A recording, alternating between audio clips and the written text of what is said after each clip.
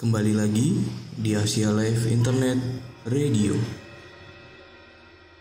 Kali ini kita akan melanjutkan cerita Selendang Hijau Selatan bagian 3.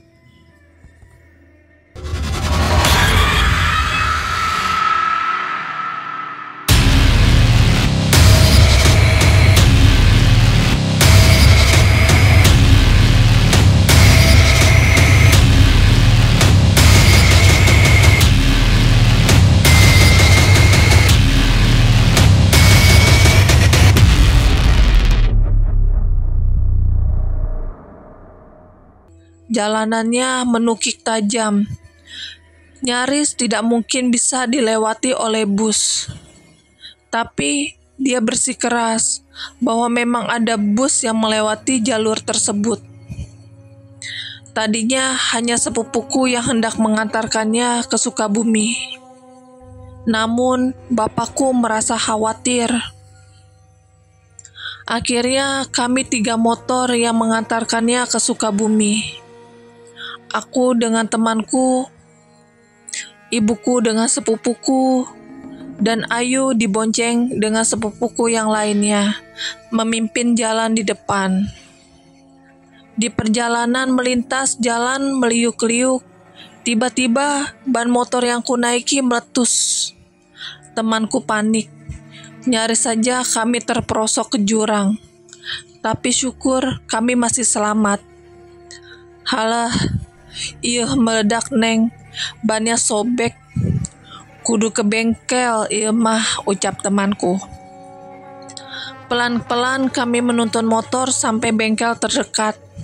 Dan kalian tahu, ketika dibongkar, ada kain hijau sepanjang sekitar 1 meter yang menggulung di dalam ban motor. Kami kaget, padahal motor itu baru, belum ada 2 bulan. Ketika gulungan kain itu ditarik, keluar percikan air. Seolah di dalam ban seperti dipenuhi air. Aneh, dari mana bisa ada kain hijau di dalam ban motor? Air itu juga dari mana? Dan detik itu, kami baru sadar bahwa kami berdua memakai baju hijau. Tidak hanya kami, tapi ternyata semua orang yang ikut mengantarkan itu kompak mengenakan baju warna hijau tanpa sadar. Padahal sebelumnya sudah diperingati Bapak untuk tidak menggunakan baju hijau. Karena kami ingin ke kawasan Pelabuhan Ratu yang memiliki mitos kental terkait pantangan baju warna hijau. Wah, kok bisa? Nggak beres nih emang neng, temanku mulai cemas. Aku pun demikian, tapi ibu dan sepupuku sudah lebih dulu jalan. Tidak mungkin kami berdua putar balik tanpa mereka. Penuh kehati-hatian kami melanjutkan perjalanan menyusul mereka yang menunggu di depan. Dari jalan utama Pelabuhan Ratu, kami memasuki gang dengan jalan tanah dan pohon-pohon rimbun. Cukup jauh sampai akhirnya menemui rumah pertama. Namun sepanjang jalan aku tidak melihat adanya aliran listrik. Bahkan rumah yang kulihat masih pakai penerangan lampu obor. Rasanya tidak mungkin di tahun 2022 di kawasan Sukabumi tidak terjangkau aliran listrik. Tapi apa yang tertangkap mataku demikian. Tidak ada jaringan kabel.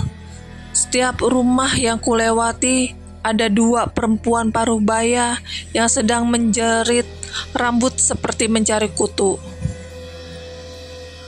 Mereka mengenakan kain jarik. Wajahnya datar. Bahkan ketika aku lewat, seperti tidak menghiraukan keberadaan kami. Aku sapa pun tidak dijawab. Desa ini aneh. Hanya ada beberapa rumah terhitung jari. Kami melewati satu rumah yang sepertinya sedang berduka. tapi rumah tersebut kosong, tak ada yang melayat.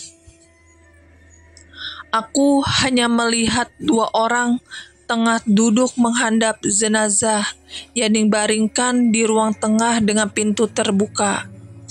Astagfirullah, di situ aku merinding bukan main. Hingga akhirnya kami sampai di rumah Ayu. Rumah yang terbuat dari kayu dan rajutan bambu, berlantai tanah dan tanpa listrik. Di sinilah kami terancam.